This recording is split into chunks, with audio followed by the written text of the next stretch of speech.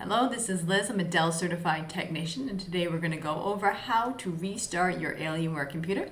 This is just a simple tutorial, and because it's not too complicated, pretty easy. So what we're going to do is take your mouse, navigate to that bottom left-hand button, as you can see, click on it, and then hit that power symbol. As you can see, there are three options. Shut down will completely turn off your computer without turning it back on. Restart turns it off and then on again. If you forget which option you want, you can always just hover over them without clicking on them, and as you can see, a little description of each option does pop up. So that's a nice little feature for if you aren't quite sure which one you want.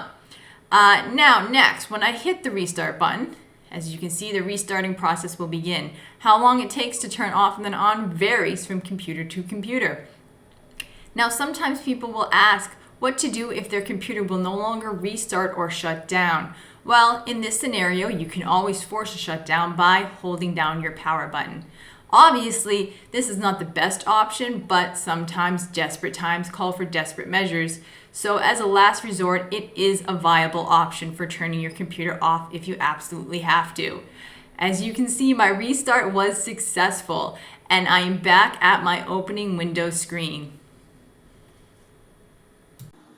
Thank you for your continued support of our channel, both by subscribing and through Patreon.